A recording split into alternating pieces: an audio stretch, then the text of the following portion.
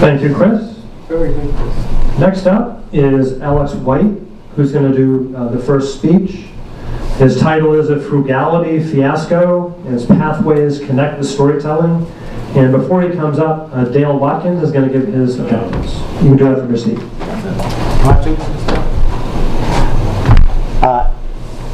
Alec, the objectives with Alex's speech are threefold. One, to connect with the audience. Two, to make eye contact. And three, refer as infrequently as possible to his notes. Dale, thank you. Next up, Aleks White.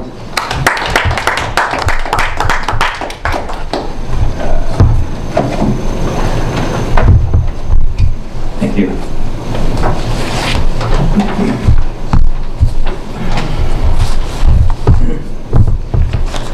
I always considered myself to be frugal, but when I got married, I realized I didn't hold a candle to my wife. She spends an enormous amount of time looking for the best deal. She boasts that her superpower is deal shopping. We are regular customers on Craigslist, and a significant amount of stuff that we own we've gotten used. Although an experience 3 years ago taught us a lesson. In the spring of 2016, my wife and I decided to get a new playground set for our kids, since the one that was in our yard that had been there since before we moved in was falling apart. So she looked around and found one on Craigslist, found one on the North Shore that was selling for $500, and contacted the seller about it. And since it was going to be a significant trek to get up there, there were about a dozen or so other people in line for the item. We decided to trust the seller's word that it was in good condition, and we'd rent a U-Haul truck, drive up there without inspecting it first. And so that's what we did. I drove the U-Haul. My wife took our kids in the van. Our first appearance, the structure clearly had some problems and was not quite as advertised, but they seemed minor overall. We decided to go with it. We began working with the owner to take it apart. And as we were doing that, we began to see even more flaws. The wood frame in contact with the ground was rotted and would need to be replaced. Much of the specialty hardware was rusted together and had to be cut to dismantle it. We would also need to purchase the new hardware for it. So it began to grow a little resentful for the owner, feeling like we'd been deceived. But we still convinced ourselves that we would make it work. We were saving ourselves a lot of money. There's a lot of work to dismantle it. It took us over a couple hours to do it. And during that time, I questioned our decision, but felt like we were more or less committed at that point. So I reluctantly pressed on. But I thought to myself, this thing's a piece of crap. You should be paying us for the work to take it apart, remove it from his property. We finally finished dismantling it and loaded it into the U-Haul in large segments. We paid him the $500, but quietly held a grudge. But we were glad to be moving on. While driving home, I was still stewing a little bit over the situation, but I was trying not to be too bothered by it. A new playground structure would have cost us at least $2,500. So I told myself our efforts to be frugal would pay off.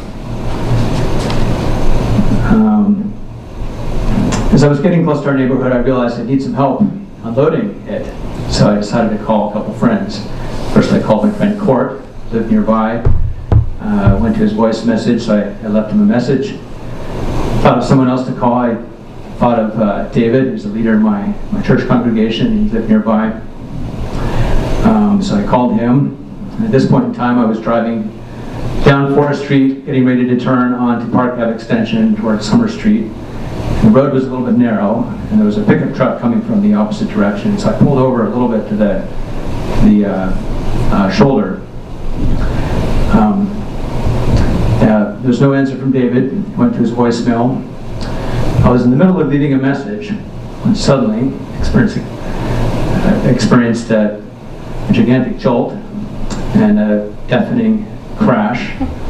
It took me a second to realize what had happened and to recover from the initial shock, and I realized that the top of the U-Haul had collided with a tree overhanging the road. I reflexively let out a loud expletive. I stopped to pull over. My nerves were running through the roof. And then I realized David's voicemail was still recording. And I just cursed on his phone. How embarrassing, I thought. There's no way to undo that. I quickly hung up. I stepped out to inspect the damage. It was bad. The top right corner of the canopy was completely smashed. This was turning out to be a pretty rotten day.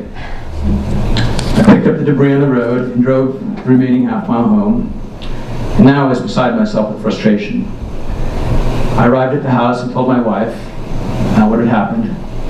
And rather than responding with empathy, she wondered how I could have been so careless to hit the tree. And that was the tipping point.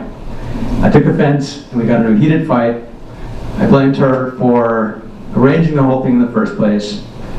And there we were, unloading the play structure, having a heated argument with our kids and neighbors around. We finally cooled off a bit when my friend Court showed up to help. We got it unloaded, and there it sat in disarray in the middle of our lawn. It was a good couple weeks before I was willing to even look at it again. And ironically, our kids played on it and had a lot of fun, even though it was a bit of a death trap. Insurance wouldn't cover any of the damages.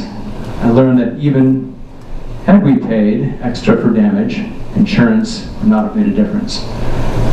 Years ago, insurance companies for moving truck rentals quit covering damage caused by overhead collisions, since these types of incidences happen frequently. The bill was $2,200. All told, our expenses came to about $3,000.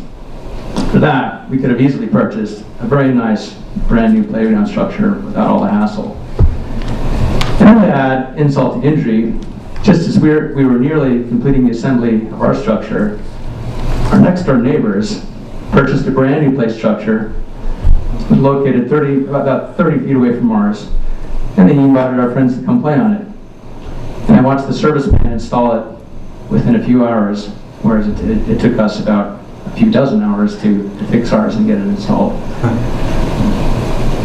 So looking back, my wife and I found the whole experience entertaining and have had a lot of laughs about it, but we have also learned a few things. One thing that we've come to accept is that frugality has its limits. We've also learned and appreciated that bad days make good material for future lives.